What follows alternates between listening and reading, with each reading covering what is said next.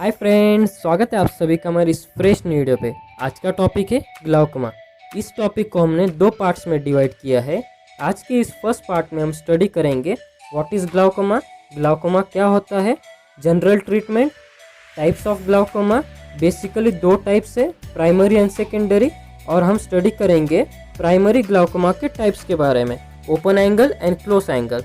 तो फ्रेंड्स, बिना time waste किए वीडियो करते हैं start. Glaucoma is defined as group of disease characterized by progressive optic nerve damage which is generally associated with raised intraocular tension। मतलब glaucoma एक ऐसा disease है जो कि सिंगल नहीं है, जिसमें कई सारे प्रॉब्लम्स को एक्यूमुलेट करके कलेक्ट करके ये डिसीज का इवोल्यूशन होता है, डिसीज की स्टार्टिंग होती है। और फ्रेंड्स, ये आइडेंटिफाई होता है प्रोग्रेसिवली नर्व डैमेज, यानी कि स्लोली धीरे धीरे इंक्रीजिंग ऑर्डर में जो ऑप्टिक नर्व है उसका डैमेज होना स्टार्ट होता है। यानी ऑप्टिक नर्व में अगर डैमेज होना स्टार्ट होता है तो उस पर्सन को देखने में प्रॉब्लम होगी, और धीरे धीरे अगर ये अनट्रीटेड रहा तो एक दिन उस पर्सन की आईसाइट चली जाएगी और वो बिल्कुल ब्लाइंड हो जाएगा। इस कंडीशन में होता क्या है, इस कंडीशन में जो नॉर्मल आईओटी होता है, इंट्राऑक्यूलर टेंशन, जिसे हम कई बार इंट्राऑक्यूलर प्रेशर कहते हैं, वो जो नॉर्मल है 21 mm ऑफ Hg उससे ज़्यादा हो जाता है। That is called as glaucoma. Friends, next है जनरल ट्रीटमेंट। जनरल ट्रीटमेंट में हम बात करेंगे कि जो ड्रग्स यूज़ किए जाते हैं ग्लाउकोमा कंडीशन में, वो क्या एक्शन शो करके ग्लाउकोमा को ट्रीट करते हैं। तो हमारा जो मेन ऑब्जेक्ट होता है वो यही होता है कि कुछ भी करके जो आईओटी होता है, इंट्राऑक्यूलर टेंशन, को 21 mm ऑफ Hg से नीचे लाया जाए। तो इसमें जो ड्रग्स यूज़ किए जाते हैं वो दो तरीके से अपना एक्शन शो करते हैं। फर्स्ट है by reducing the secretion of aqueous humour, और दूसरा है increase drainage of aqueous humour. First is reduce secretion of aqueous humour. Friends, अगर हमारी आंखों में एक्वियस ह्यूमर का सिक्रीशन बढ़ जाता है तो इस वजह से इंट्राऑक्यूलर प्रेशर भी बढ़ता है। तो इस सिचुएशन में हमें एक्वियस ह्यूमर का जो सिक्रीशन है उसे रिड्यूस करना होगा, जिस वजह से हम आईओपी को नॉर्मल कर सके। And the second one is increase drainage of aqueous humour. Friends, दूसरा तरीका है कि हम जो एक्वियस ह्यूमर का जो ड्रेनेज है उसे बढ़ा दें, जिस वजह से आईओपी कंट्रोल हो सके। तो यहाँ पे दो आउटफ्लोज है, फर्स्ट है ट्रैबेक्युलर एंड सेकेंड इज यूवेस्क्लेरल आउटफ्लो। जो ट्रैबेक्युलर है उसमें से 90% आउटफ्लो होता है, और जो यूवेस्क्लेरल है उसमें से 10% आउटफ्लो होता है। फ्रेंड्स, एक सिंपल सा एग्जांपल लेते हैं। एक नल चालू है जिसमें से पानी फ्लो हो रहा है, और हमने वहाँ पे जो बकेट रखी है वो भी फुल हो चुकी है, पानी ओवरफ्लो हो रहा है। तो इस सिचुएशन में हम क्या कर सकते हैं, इस सिचुएशन में हम या तो नल को क्लोज कर दे या फिर मग्गे से पानी को ड्रेन आउट करे, बाहर निकाले।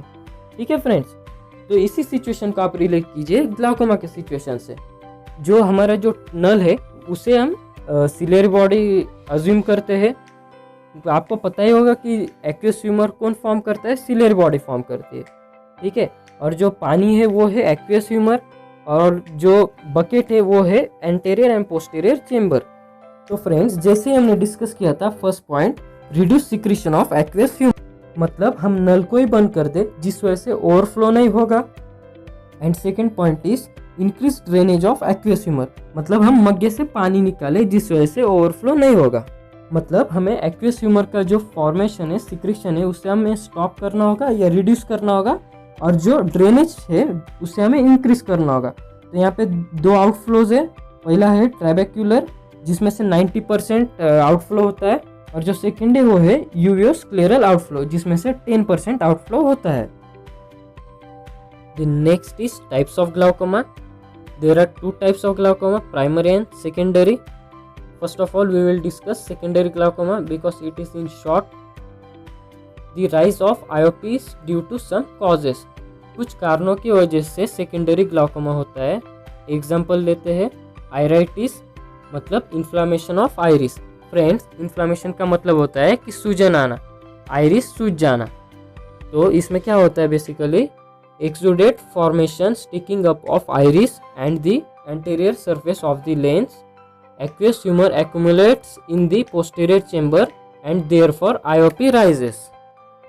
फ्रेंड्स, एक्सुडेट का मतलब है कि एक्सुडेट एक स्टिकी लिक्विड है जो कि लीक होता है ब्लड वेसल के थ्रू, और ये तब होता है जब ब्लड वेसल को कट लगता है या फिर इन्फ्लेमेशन की वजह से।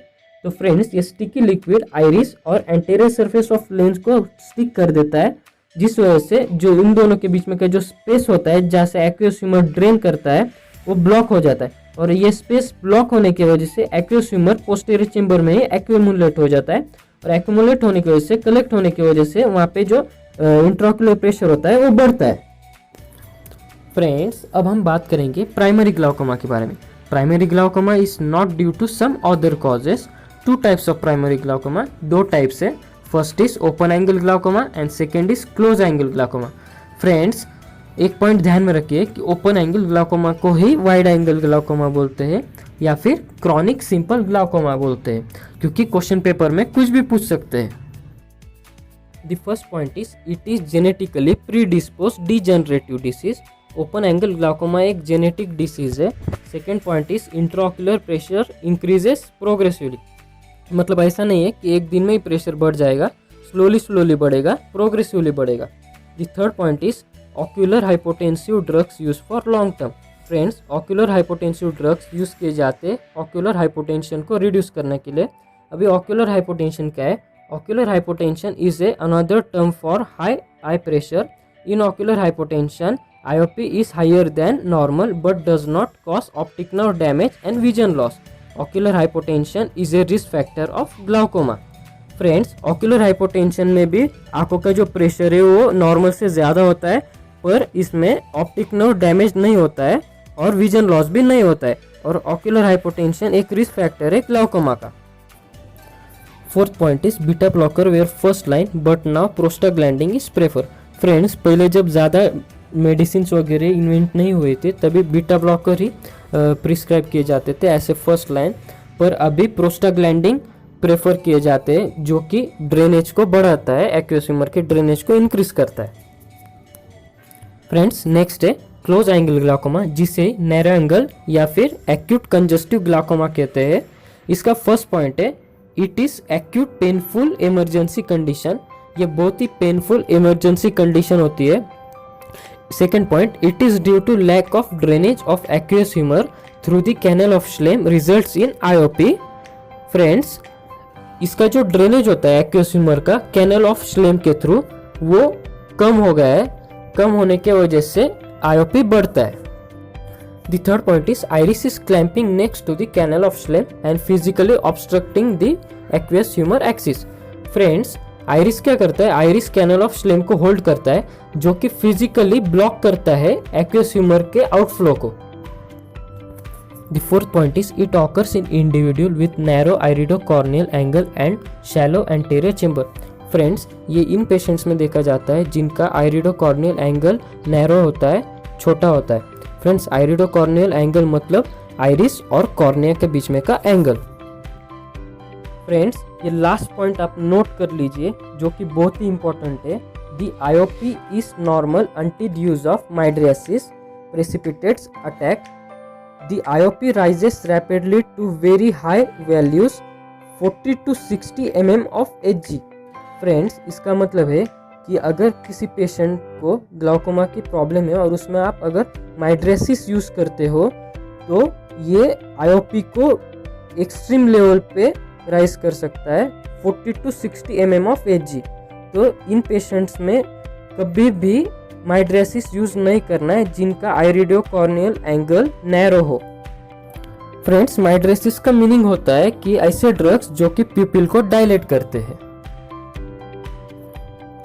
फ्रेंड्स, आज की वीडियो में बस इतना ही। नेक्स्ट वीडियो में हम स्टडी करेंगे treatment of open angle glaucoma and close angle glaucoma. Friends, उन टॉपिक्स को मैंने इस वीडियो में कवर नहीं किया क्योंकि वीडियो बहुत ही लेंथी हो जाती। अगर फ्रेंड्स वीडियो लगी हो यूजफुल तो वीडियो कर दो लाइक और मुझे सपोर्ट करने के लिए कर दो चैनल को सब्सक्राइब। मिलते हैं नेक्स्ट वीडियो में, तब तक के लिए गुड बाय, स्टे सेफ।